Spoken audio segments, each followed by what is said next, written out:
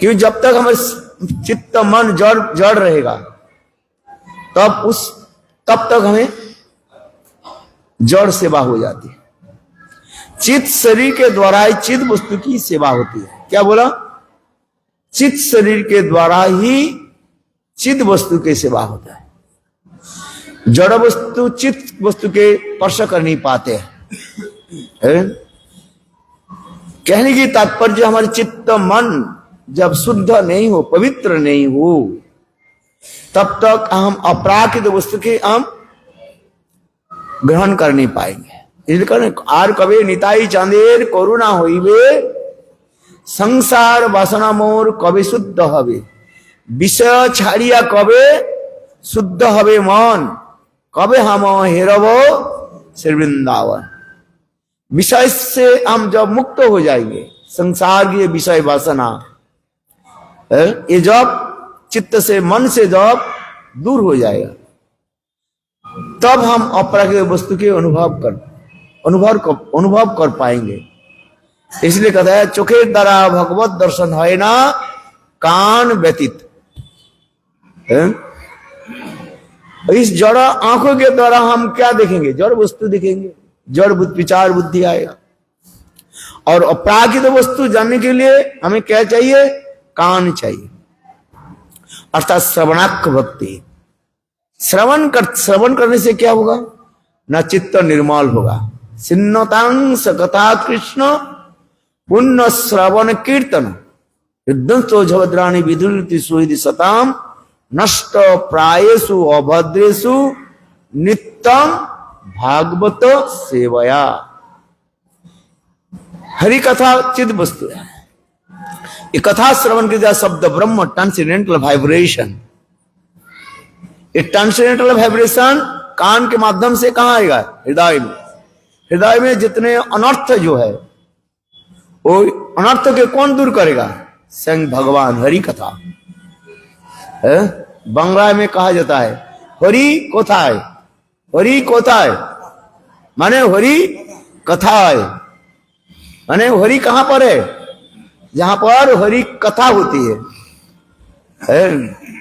हम भगवान के खोज रहे हैं,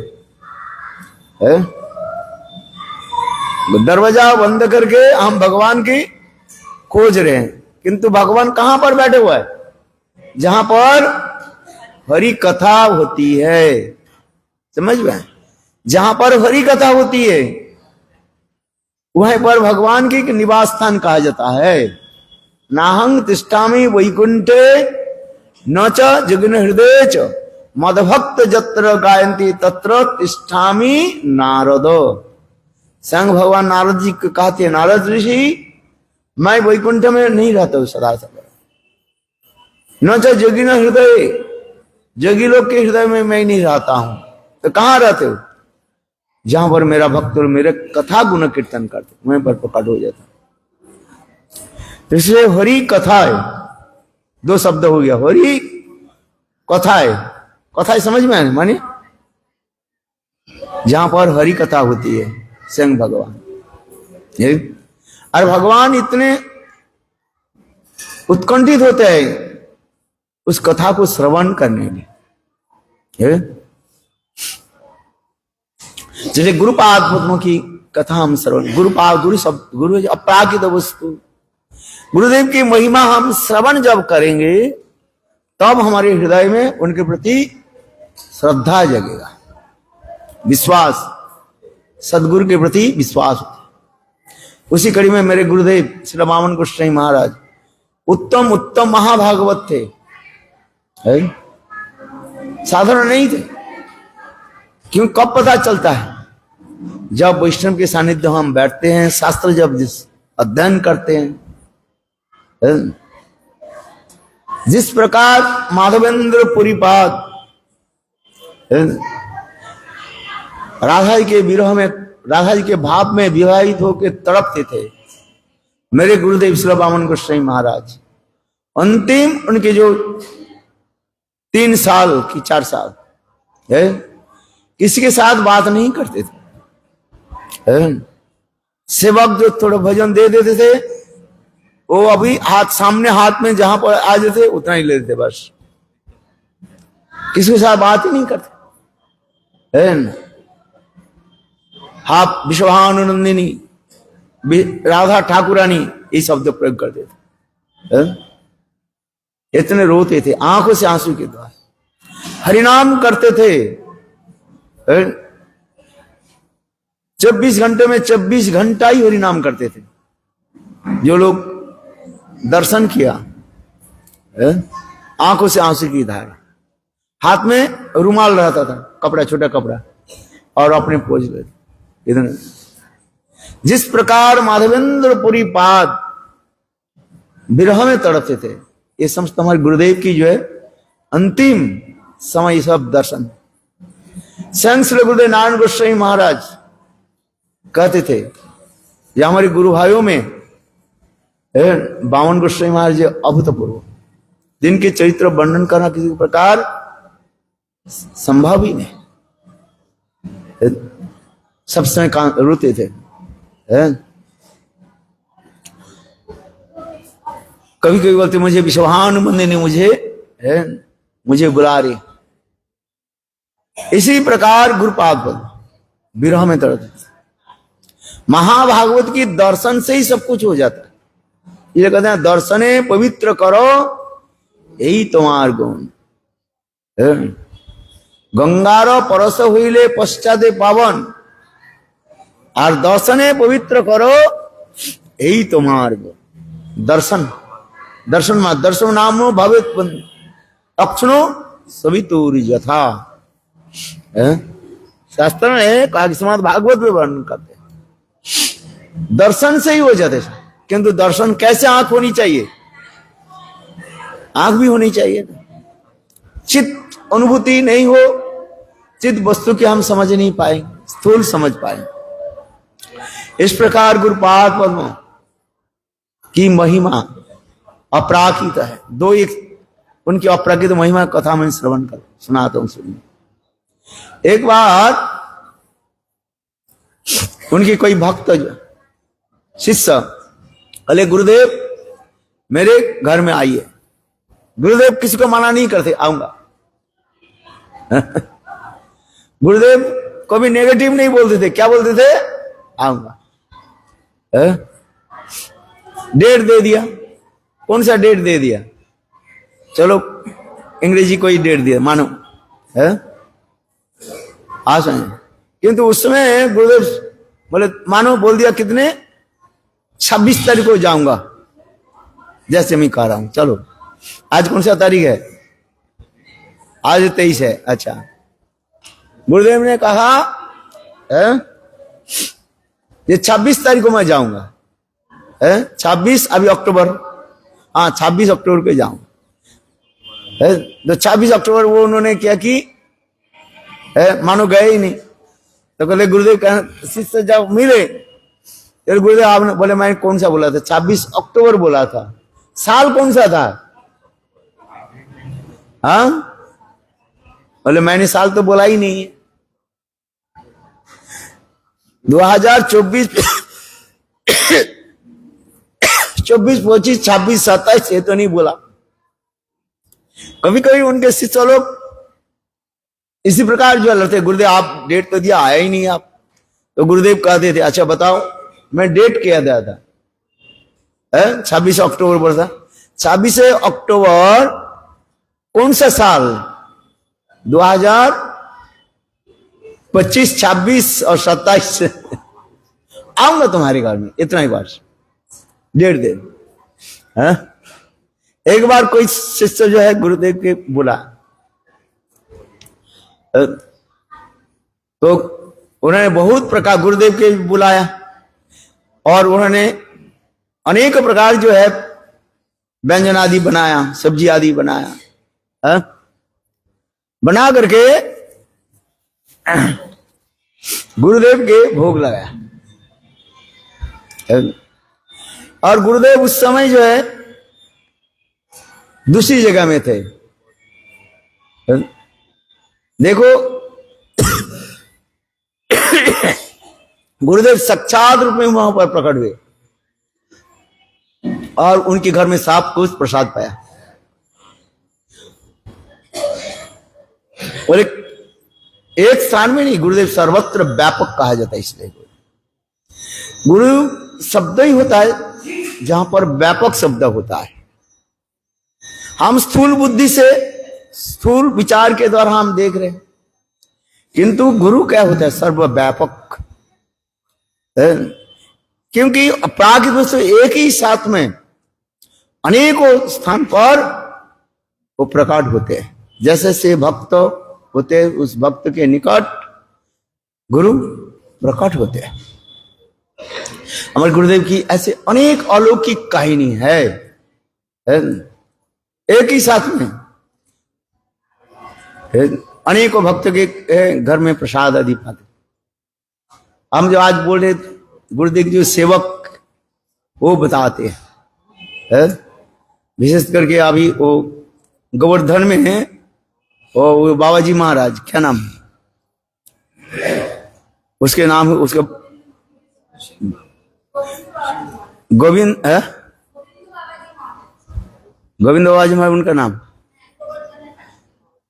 और उस नित्यानंद प्रभु दा, अच्छा हाँ, ये गुरुदेव के जय सेवा करते थे बहुत। गुरुदेव की बहुत सरल है सेवा आदि करते। एक दिन गुरुदेव बोले, एक दोपहर के बाद बोले गुरुदेव प्रसाद, बोले मैं तो प्रसाद पा कर आया। बोले कहाँ प्रसाद पाया? बोले मुझे कोई भक्त बुलाया था, मैं उनके प्रसाद में भोग नहीं। और देखो जिस भक्त को नाम दिया उसे टेलीफोन, हाँ गुरुदेव मेरा इधर आए थे और प्रसाद पा करके गए। देखो अपराकित उनकी ये दिव्यचरित है। अब शुद्ध साधारण भक्त के भांति अभी भी सेवा कर दे। आसाम आदि भी गरीब लोग है सब। एक ही बार आसाम और बंगाल में प्रचार में गए 24 में, जिसके घर में गए उनके घर में रहने का कोई स्थान नहीं है। बरसात के समय था, बारिश पड़ रहा, टप टप करे बारिश पड़ रहा, और गुरुदेव के लिए वो छाता लगा दी, वहीं पर बैठ के हरि कथा आदि बोले और सब भक्त। और देखो किसी को नहीं बोला, गुरुदेव कहते थे किसी को कंप्लेन करना नहीं चाहिए। सारा रात छत्ता लेकर के बैठे और उस घर में रहे। और शुरू में गुरुदेव कोई शिष्य के लेकर के नहीं चलते थे। श्री गुरुदेव श्री वामन गोस्वामी महाराज कोई शिष्य लेकर के नहीं चलते, सेवक नहीं कर नहीं चलते थे। अपना बस छतरी एक छाता हाथ में रखते थे, बस चलते थे। प्रचार में अकेला जाते थे और हरि कथा बोलते थे। मूल क्या है? हरि कथा प्रचार कर। कोई उनके गुरु भाई किस समय उनके बोले, जब वामन महाराज आप तो प्रचार में साल में करीब 10 महीने आप प्रचार में रहते हो, अपने शिष्य के घर में रहते हो, और शिष्य के घर में जो रहते शिष्य अनेकों प्रकार के आपकी भोजन बनाते हैं, लाडू कचौड़ी और अनेकों प्रकार जो है बनाते हैं। और इस मठ में हम लोग कैसे रहते हैं? वो चावल जो है, वो चावल उस मोटा मोटा दाने के चावल होते, बासमती नहीं, कौन से चावल बंगाल में होता है ना, एक प्रकार चावल बहुत मोटा होता है। हम लोग यहाँ पर रहते हैं, मोटा चावल खाते हैं और थोड़ा आलू के वो बोला चोखा बना दे, आलू के सिद्ध करके बाद उतना ही सरसों तेल थोड़ा डाल देते हैं। और दाल कैसे, मुग दाल जो होता था बिल्कुल पानी जैसे लगता था, उसमें दाल आपको कुछ ही दिखा नहीं पड़ेगा। इसलिए हमारे एक बाबा जी महाराज कहते थे, बोले यदि किसी के देवानंद गौरी मंडल में रहना है, दोष वस्तु के शिकार करना, सहन करना पड़ेगा। वैष्णवेर गाली और कृष्ण कृपाल जलो डाली। कृष्ण कृपा जानते हो, माने अमर श्री चाचा जी देवानंद गौड़ी मठ के मठाध्यक्ष थे। आज होते वैष्णव के गाली, उस समय एक बाबाजी महाराज थे, नाम मैं भूल गया, बहुत मोटा होकर के, जो कोई प्रवचन कई कुछ इधर उधर करते थे, बाबाजी महाराज गाली देता था, बिल्कुल उल्टे से गाली देते थे। इसलिए कहते थे ये मठ में रहना है तो क्या, बाबाजी महाराज गाली और कृष्ण कृपा जलो डाली, मान डाल, जो डाल जो है आपको डाल में कुछ नहीं मिलेगा, केवल पानी पानी मिलेगा बस। 100 व्यक्ति के लिए 1.5 किलो दाल, मूंग दाल, और उसमें इतने पानी मिला देते थे, और भी उसमें कोई भी अधिक लोग आ जाते थे तो हमने देखा देखा कि मैं स्वयं ही उनके साथ था। और चावल के जो पानी निकालता है ना, क्या बोलते हैं आप, मार है ना, उसको जो है पानी में थोड़ा लवंग डाल दिया, फिर वो डाल के साथ मिला देते थे। आगे पता चलेगा जो कैसे है बेटा। तो उसे कहते कहने हम लोग मठ में रहते हैं और केवल ये चावल और दाल हम मिलता है, वो भी दाल भी पानी पानी जैसे है, वो भी तो और आप तो शिष्य घर में रहते हो 10 महीने, केवल गुरुदेव आते थे, श्री वामन गोस्वामी महाराज मठ में आते थे 2 समय, एक अपने गुरुदेव की विवाह तिथि पर आ जाते थे, परम गुरु महाराज की विवाह तिथि पर आज आते थे, और दूसरी जो है ना व्यास पूजा पर शायद जाइए, और दूसरी जो है दोल पूर्णिमा समय, बाकी समय रहते थे। तो कहते थे आप तो 10 महीने बाहर में रहते हो,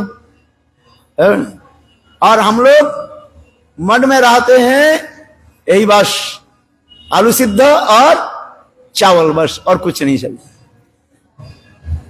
गुरु महाराज बोले देखो हम 10 महीने जो बाहर रहता हूं, इसलिए आप लोगों की यही चावल और दाल मिलता है। यदि मैं 4 महीने में यदि मैं बाहर नहीं रहूं, आप लोग के ये भी नहीं मिलेगा। अरे ताली तो दो।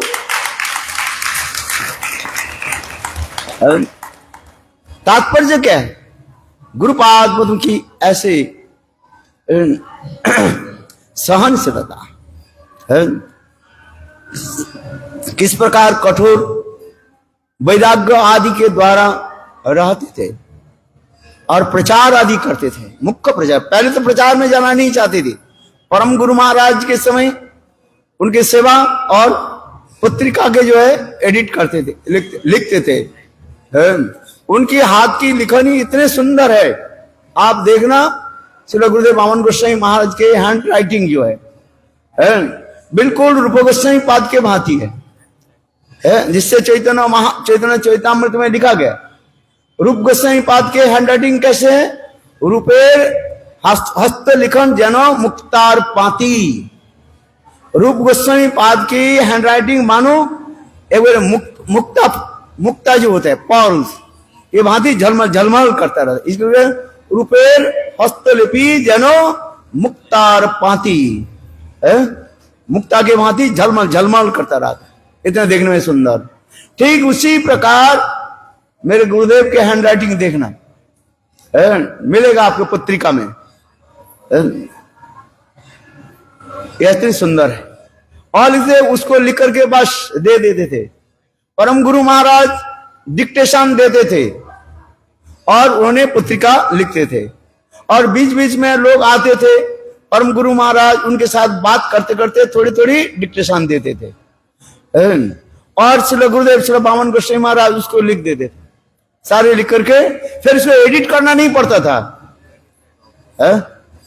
उसको क्या कहते, प्रेस में चला जाता था, डायरेक्ट प्रेस में, फिर दूसरे दिन छप करके आ जाता था। इसलिए हमारे गुरुदेव की जो जितने भी पत्रिका में जितने भी लेख है उसमें आपके एक भी जो है मिस्टेक नहीं मिलेगा। उनकी इतना उनके तीक्ष्ण बुद्धि, उनसे हैंड राइटिंग भी सुंदर है, लिखन ऐसी है। ये समझता अतिमात्र तो उनकी जो जीवन चरित है।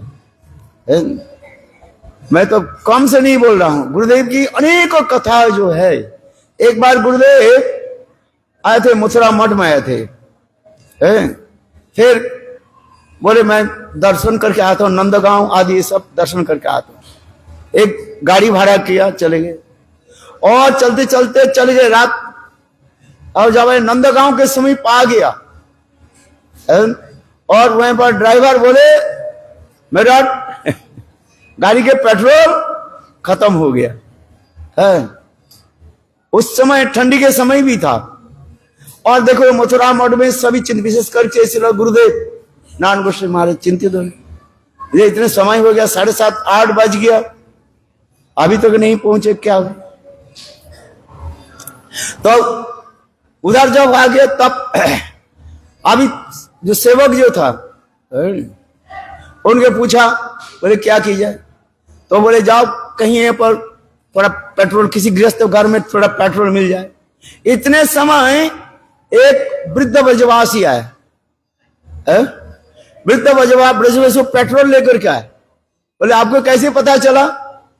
बोले बहुत समय वो वृद्ध ब्रजवासी बोले मैंने कुछ समय तो आप लोग के लक्ष्य किया जी, यहाँ पर आप लोग गाड़ी खड़ा करके बैठे, सो मेरा ऐसे प्रतीत लगा कि आप लोग के पेट्रोल खत्म हो गया, इसलिए मैं अपने घर से पेट्रोल लेकर के आया हूं। 1 लीटर की 1.5 लीटर पेट्रोल उन्होंने दिया, पेट्रोल भरा, फिर गाड़ी चल।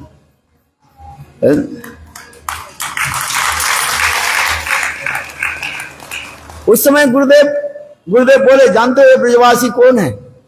बोले साक्षात कृष्ण ही पेट्रोल लेकर के आया। जिस प्रकार स्वयं कृष्ण माधवेंद्र पुरीपाद के लिए दुग्ध भांड लेकर के आए थे। चैतन्य चरितामृत में वर्णन है कि नहीं?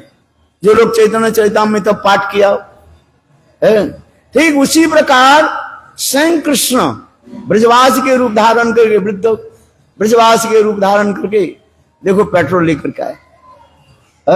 फिर आए, आते थे नंदगांव से आते थे, करीब 9:30 10 बज गया। गुरुदेव ने सब गुरुदेव के बताया। उसमें गुरुदेव की आंखों से आंसू द्रवित। इसलिए कहते बांग्ला में कहते हैं भक्तेर बोझा भगवान बॉय। কি বললাম? বাঙালি আছেন কিনা যে তালি बांग्ला में क्या कहते हैं? भक्तेर बोझा भगवान बॉय। भक्त के जितने भी जो कुछ भी है समस्या वो पूरा करने के लिए कौन जाते? स्वयं भगवान अपने सिर पर लेकर के जाते। अनन्य चिंतन तो मांग जे जना प्रचुपासते तेषां भी युक्तानां, बोलो हाँ, अनन्य चिंतन तो मांग जे जना प्रचुपासते तेषां युक्तानां योगक्षेमम वहम। जोग और क्षेम, जो वस्तु तुम्हारे पास है उसको भी रक्षा भी करते हैं, और जो वस्तु तुम्हारे पास नहीं है वो भी सिर पर लेकर के तुम्हें देते हैं। यही तो गीता की तात्पर्य बता रहे। अनन्य चिंतन तो मांग जना प्रजुपासते ते संग तभी युक्ता नांग जोगक्षेमम वहाम अहंग वहामी। देखो कितना सुंदर है। गुरु के चरण में इसी प्रकार श्रद्धा होनी चाहिए, प्रगाढ़ श्रद्धा। समय हो गया, एक गुरु तत्व की मैं थोड़ी सी कथा बता देता हूं खूब सरल रूप में। एक जंगल में 10 साधु रहता था। कितने साधु? 10। एक पर्ण कुटीर बना करके रहते। पर्ण कुटीर समझते कि नहीं? पत्ता के द्वारा छाया देते। पहले साधु लोग जंगल में रहते थे। कैसे रहते थे? जंगल की पाता घास भूसा देकर के ही कुटीर बनाते थे। आजकल तो हम लोग दूसरी तरफ के साधु या दूसरी तरफ में रह रहे हैं। है?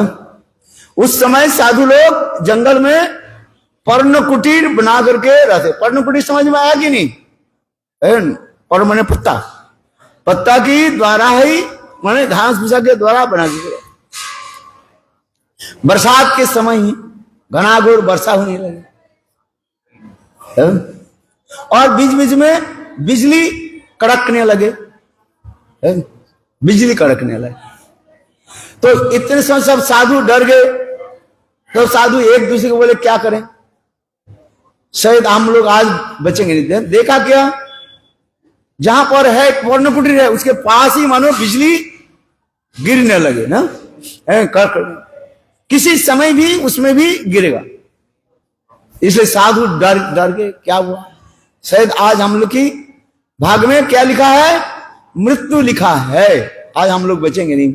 इतने घनाघोर वर्षा भी होने लगे और बिजली भी कड़कने लगे। इतने समय साधु जब डर गए, इतने समय एक आकाशवाणी हुई। सुनो ठीक से, क्या बोला, आकाशवाणी हुई, एरियल साउंड। ये साधु देखो, तुम लोग जब 10 साधु जो रह रहे हो, इसमें एक साधु की कृपा से तुम लोग जीवित हो, और 9 साधु के तुम्हारे जो मृत्यु है। क्या बोला,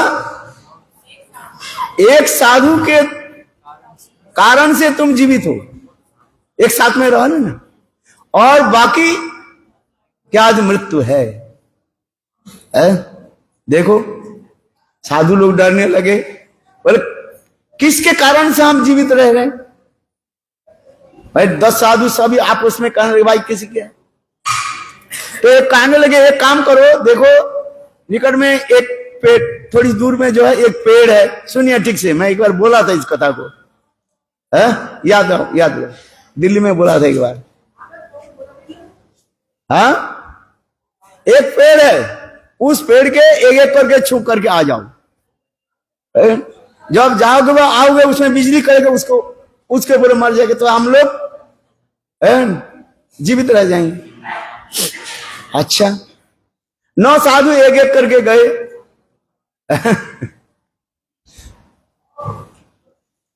फिर घूम करके आ गए। अंतिम जो साधु था, मानो 1 नंबर 2 नंबर 3 नंबर ऐसे करते करते 9 नंबर साधु घूम करके आ गए। और जब 10 नंबर साधु जब गए, उस पर्णकुटी के बाहर चले गए, इतने समय जोर से जो है बिजली कड़कने लगे और उस पर्णकुटी के पास ही आकर गिर गए। पर्णकुटी में आग लग गई और 9 साधु मरने वाले जब, तो 10 नंबर जो साधु जब वो गए ही नहीं, आकर के फिर उसी कुटीर में आ गए।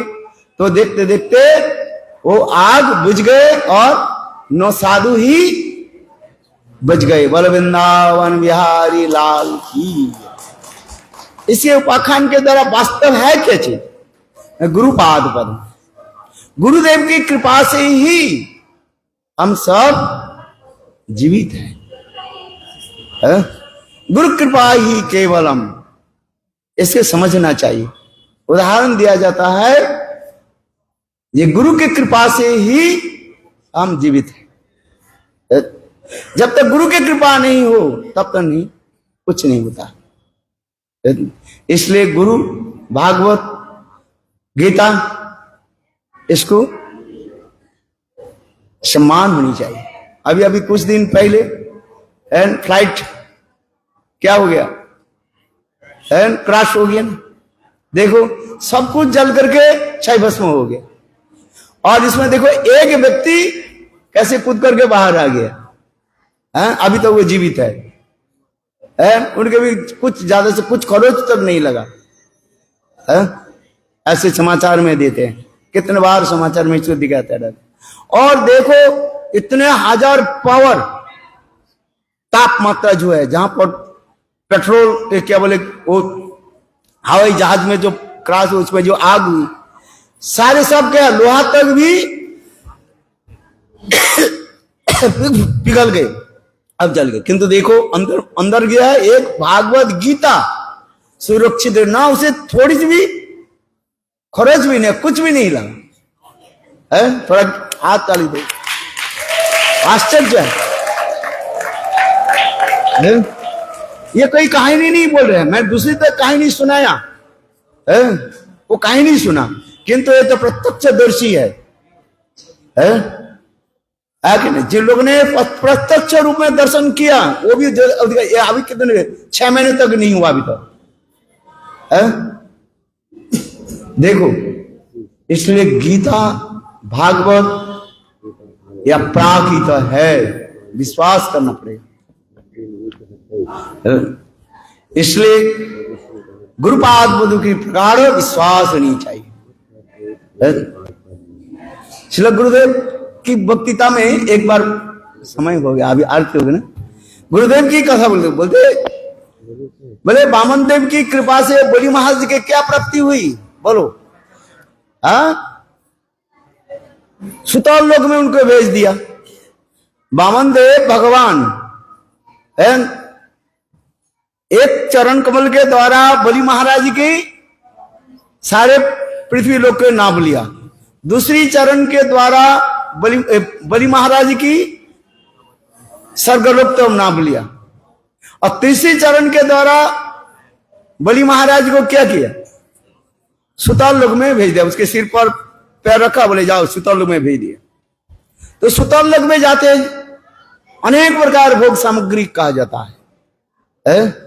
शास्त्र में लिखा गया स्वर्गलोक में जो सुख है उससे भी सैकड़ों गुना सुख कहां पर है, भोग समृद्धि कहां पर है, सुतौल लोक में कहा जाता है।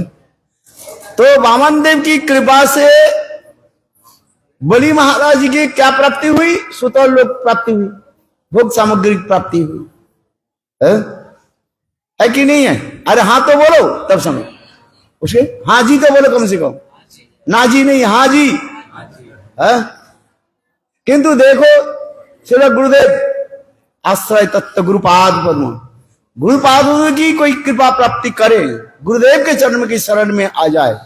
बलि महाराज जी किसके शरण में आ गए थे, वामन देव भगवान की शरण में आ गए। इसलिए वामन देव उनको कहां भेजा, सुतौल लोक में भेज दिया। शरणागति कहा जाता है। और श्री गुरुदेव वामन गोस्वामी महाराज के कोई यदि शरण में आ जाए उनको क्या प्राप्ति कराएंगे, श्री गुरुदेव वामन गोस्वामी चरण अपराधित गोलोक वृंदावन की सेवा प्राप्ति होगा। तो सुतौल लोक भी नहीं, स्वर्गलोक भी नहीं, कहां पर, अपरागित गोलोक वृंदावन। इसमें कहा जाता है गुरुपाद की कृपा से सब कुछ प्राप्त है। वो श्लोक है, चिंतामणि लोक सुखम सुरद्रु सर्ग संपदम प्रयच्छति गुरु प्रीते जगनाम अपि वैकुंठ दुर्लभम। इस श्लोक के याद रखो सब। चिंतामणि लोक सुखम, किसी को जी चिंतामणि प्राप्ति हो जाए इस संसार के वस्तु सुख प्राप्ति होगा। चिंतामणि लोक सुखम सरद्रु सर्ग संपदम, स्वर्गलोक में जो वृक्ष उसके द्वारा क्या होता है, वो भी जड़ समुद्र प्राप्ति हो जाए, वस्तु प्राप्ति हो जाए। इसलिए चिंतामणि लोक सुखम सरद्रु सर्ग संपदम। सुरद्रु में कल्प वृक्ष, उस कल्प वृक्ष के तले कोई भी वास भी करे, नीचे भी वास करे, उसके संसार की वस्तु प्राप्त है। किंतु प्रत्यक्ष जो गुरु प्रीते, यदि किसी के ऊपर गुरु कृपा हो जाए वो क्या बोलेंगे, जोगिनाम अभी दुर्लभम, जोगी को से भी बहुत बहुत दुर्लभ वस्तु जो है वैकुंठ दर्शन। यहां वैकुंठ कहने से गोलोक वृंदावन की समझना चाहिए, और गोलोक वृंदावन में राधा गोविंद की सेवा। और भी उसमें लिखते हैं, मेरे गुरुदेव की बारे में ऐसे लिखा गया, बोले श्री वामन गोस्वामी महाराज की चरण कमल के आश्रय लेने पर बोले क्या प्राप्ति होगी ना, एक ही साथ में शतद्वीप धाम सचिनंदन गौर हरि की सेवा, और एक ही साथ में वृंदावन में राधा गोविंद की सेवा प्राप्ति हो जाएगा। निताई गौर प्रेमानंद। इसलिए आश्रय किसको लेना चाहिए? वामन देव। कौन वामन देव? श्रील गुरुदेव वामन गोस्वामी महाराज के चरण का आश्रय लेना पड़ेगा। क्यों? आश्रय विग्रह गुरुपाद। और वामन देव भगवान वो विषय विग्रह। प्रभुपाद इसके बारे में सुंदर लेख लिखा। तो ये समस्त विचार हमें लेना पड़ेगा। बोले श्री गुरुदेव की जय। जय भक्तिवेदांत श्रील वामन गोस्वामी महाराज की जय। जय श्री राम। इसलिए गुरुपाद की प्रगाढ़ निष्ठा होनी चाहिए। यदि गुरुपाद प्रति निष्ठा नहीं रहे, हजारों भजन करे, कुछ नहीं हुआ। नहीं तो होता है गुरुद्रोही अपराधी वो जो गुरु के निंदा आदि करते हैं, गुरु के द्रोह आदि करते हैं। बोले गुरु निंदुकेर मुख कबू ना हेरिवा। याद रखना चाहिए। Never see the face one who criticize to guru. गुरु निंदुकेर मुख कबू ना हेरिवा है इसका जो है, क्योंकि गुरुपाद की कृपा से ही हम सब कुछ प्राप्ति होता है। इसलिए सदा सर्वदा गुरु के क्या करना चाहिए? जय देना चाहिए। गुरुदेव के महिमा कीर्तन करना चाहिए। ये गुरु तत्व भी बहुत महत्वपूर्ण तत्व है। आश्रय विग्रह स्वरूपिणी श्रीमती राधा रानी, ये कौन है? हमारे मूल गुरु तत्व है। रस विचार में आश्रय विग्रह श्रीमती राधा रानी ही मूल गुरु है। और विषय विग्रह तत्व विचार में विषय विग्रह स्वयं कृष्ण की कहा जाए। कृष्णं वंदे जगत गुरु। इसलिए कहते हैं कृष्णं वंदे, कृष्ण के जगत गुरु कहा जाता है। कृष्ण की भी गुरु तत्व है। कृष्ण के द्वितीय सेकंड एक्सपेंशन जो है जिसे कहा जाता है बलदेव प्रभु। अखंड गुरु तत्व बलदेव प्रभु। इसलिए तत्व विचार में बलदेव प्रभु के कहा जाता है अखंड गुरु तत्व।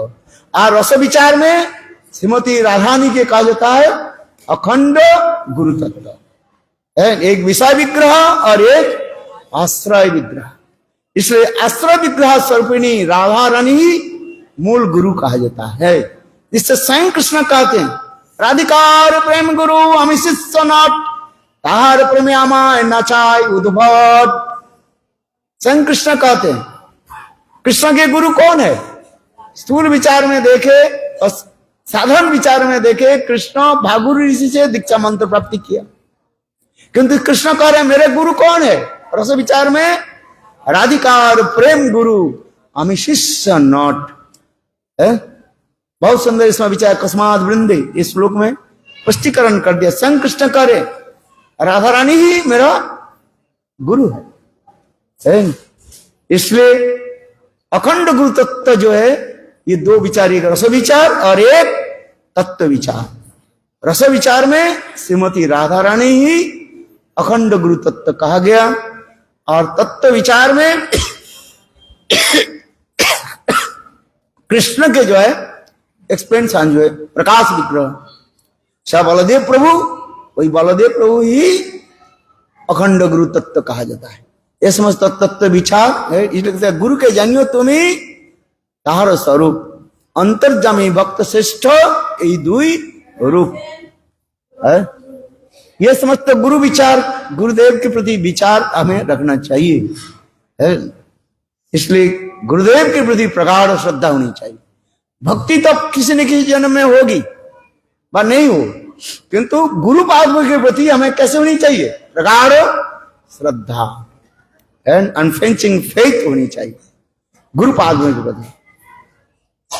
इसलिए गुरु की निष्ठा, गुरु भक्ति, इसलिए बार बार शास्त्र में लिखते हैं गुरु निष्ठा गुरु भक्ति ही ये हमारे भजन की रीढ़ कहा जाता है। भजन की रीढ़ को है ये गुरु भक्ति। जो जितने गुरु भक्ति के प्रति ध्यान देते हैं वो उतना ही स्थान पर आगे चले। इसमें दीक्षा गुरु हो अथवा शिक्षा गुरु, और फिर दीक्षा गुरु जिससे हम दीक्षा लिया उसके दीक्षा गुरु कहा जाता है। जिससे हम सारे शास्त्र आदि तत्व सिद्धांत आदि श्रवण आदि करते हैं उसके कहा जाता है शिक्षा गुरु कहा जाता है। किंतु शिक्षा गुरु के कर्तव्य क्या है? देखो उसमें पढ़ो अच्छी तरह से। शिक्षा गुरु के कर्तव्य है दीक्षा गुरु के प्रति प्रगाढ़ अनुराग उत्पन्न कराना है। जो शिक्षा गुरु शिष्य के क्या बोले दीक्षा गुरु के प्रति अनुराग उत्पन्न नहीं कराते हैं, वो शिक्षा गुरु की श्रेणी में नहीं है। शिक्षा गुरु की तात्पर्य क्या है? उसके एक ही तात्पर्य है जिससे वो दीक्षा लिया वह उनके गुरु के प्रति उनके प्रति श्रद्धा उत्पन्न करा। इससे शिक्षा गुरु के यदि हम ले अभी श्री गुरुदेव नारायण गोस्वामी महाराज है, श्री गुरुदेव विदेश में प्रचार करते थे। साईं महाराज के बहुत शिष्य जो है उस समय साईं महाराज के छोड़ करके इधर उधर संप्रदाय में चले गए थे। बाबाजी संप्रदाय इधर उधर चले। श्री गुरुदेव श्री नारायण गोस्वामी विदेश में जाकर के सबके चोटी पकड़ करके लाया। अरे तुम्हारे गुरुदेव भक्ति वेदांत स्वामी महाराज उत्तम उत्तम महाभागवत, और वो अपने गुरुदेव के छोड़ करके तुम इधर उधर कहां भटक रहे हो? इधर की बहुत जो है सन्यास भी छोड़ दिया, बहुत दीक्षा वो क्या बोले जनेऊ जो है उपवीत जो है फेंक दिया, चोटी भी काट दिया था, तिलक भी नहीं लगा देते। मैंने साक्षात गुरुदेव के साथ भ्रमण किया, देखा। और गुरुदेव श्री नारायण गोस्वामी महाराज साईं महाराज के महिमा कीर्तन करते थे। मैं देखा गुरुदेव की विदेश में जो जितने भी प्रोग्राम होता था, यदि एक जगह में 5 दिन के प्रोग्राम हो 7 दिन के प्रोग्राम हो, कम से कम गुरुदेव 3 दिन लगातार श्री साईं महाराज की गुण कीर्तन करते थे। किसके कीर्तन करते थे? साईं महाराज की कीर्तन करते। हम होते तो अपने कीर्तन करते थे, बोले मेरा कथा सुनो, मेरा महिमा सुनो। किंतु देखो श्री गुरुदेव नारायण गोस्वामी महाराज किसके गुण कीर्तन करते थे? साईं महाराज कीर्तन करते। और जिससे कथा सुन करके वह समझता, जो इसी की कहा जाता है शिक्षा गुरु। जिसको शिक्षा जो दीक्षा गुरु के प्रति अनुराग उत्पन्न करते, गुरुदेव की महिमा सुनाते हैं। अरे तुम्हारे गुरु ऐसे ऐसे महिमा। इसलिए गुरुदेव के ये ग्रंथ पढ़िए, मेरे प्रिय बंधु और शिक्षा गुरु भक्ति वेदांत साईं महाराज के इतने सुंदर ग्रंथ, न भूतो न भविष्यति। इसलिए ये ग्रंथ के सबके अध्ययन होनी चाहिए। ये शिक्षा गुरु किसको कहा जाता है? जहां तहां शिक्षा लेने से कुछ लाभ नहीं होता है, ध्यान देना चाहिए।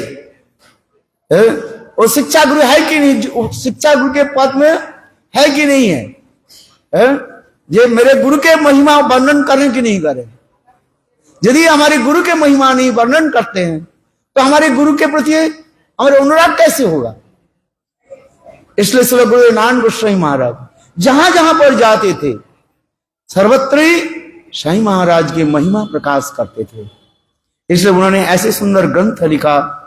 मेरे प्रिय बंधु प्रिय मित्र, मैं प्रिय बंधु एवं शिक्षा गुरु, कितने सुंदर वो ग्रंथ है। तब तो साईं महाराज के प्रति हमारे अनुराग उत्पन्न होगा। ये समझता हमें अच्छी तरह से समझना पड़ेगा। तो गुरुपाद की आज तिरुभाव तिथि, गुरु नित्य ही है, गुरु सदा सर्वदा विराजमान, केवल गुरु कोई प्रकाश कभी अप्रकाश, इतना ही तक है। इसलिए मैंने सुना ये नित्यलाभ भक्ति वेदांत नित्यलाभ माधव गोस्वामी महाराज उन्होंने कभी नित्य लीला करके नहीं कहते थे।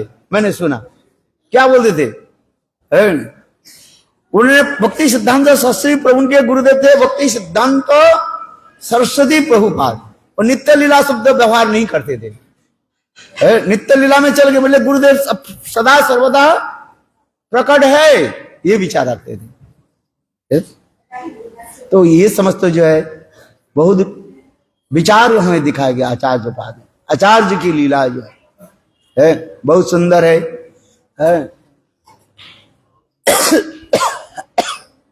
अभी 1 बजे महाराज भी थोड़ा बोलेंगे है?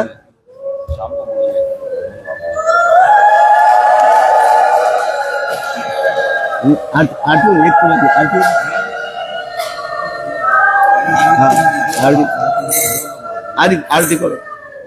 अभी टाइम आपका जितना बोलो। अरे मेरा टाइम है तो मुझे 4 बजे भी मेरा भी एक हरि कथा है।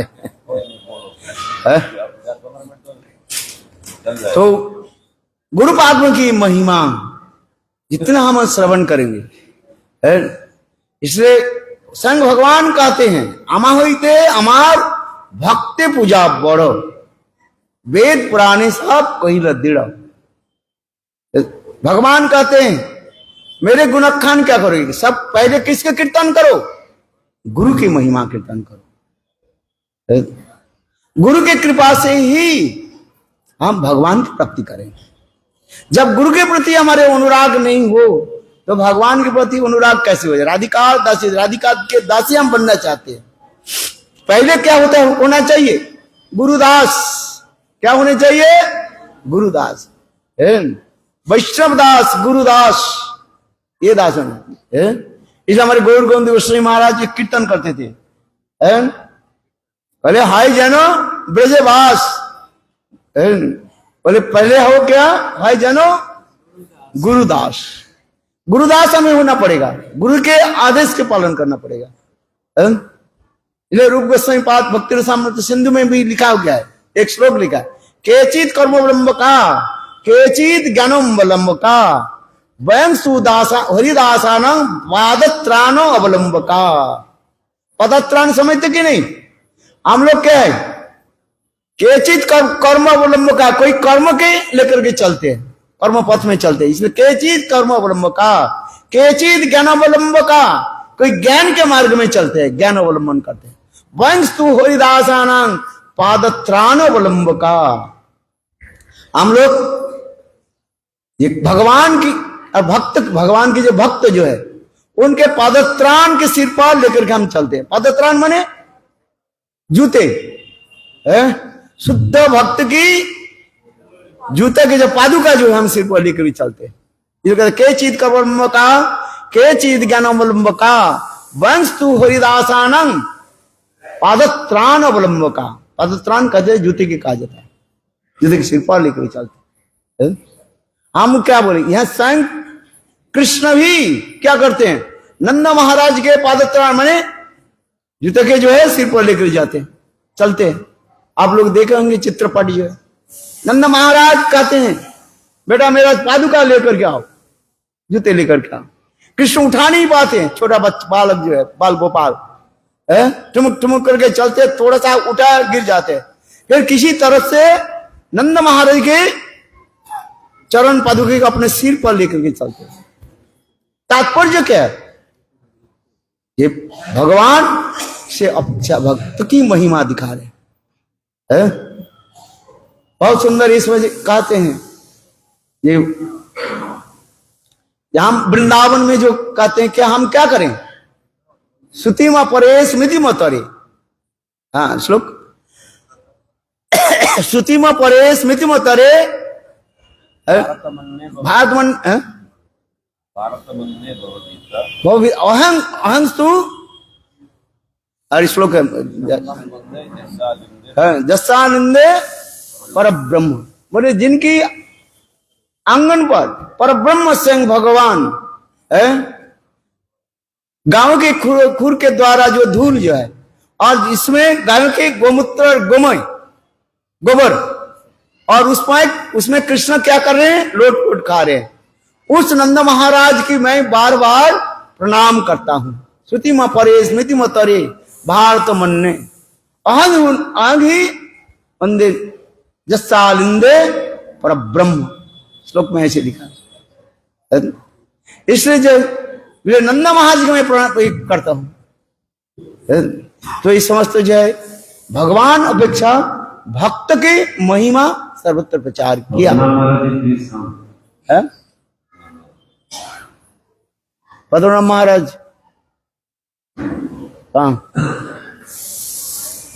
आई please come Maharaj, come speak साम हरि कथा पढ़िस नहीं। आई कम महाराज Speak few words. चार देना इसमें चार हाँ उनके चार जय जय परम पूज्य भक्ति वेदांत शिल पद्मनाभ महाराज की जय जय श्री राम। मारी दो सब जय श्री भक्ति वेदांत भान महाराज की जय। वेदांत पद्मनाभ महाराज की जय। हाँ मार बैठ हाँ मार जी पैर हाँ दो शब्द बोलो आज हाँ, बोलो वृंदावन बिहारी लाल जय जय श्री राधेश।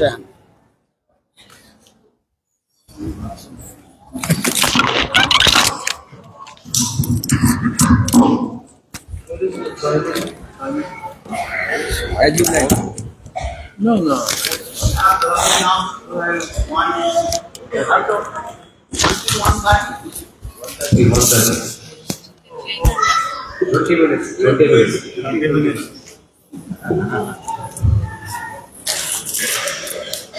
ओम ज्ञानतिमिरन्धस्य ज्ञानाञ्जनशलाकया चक्षुरुन्मिलितं येन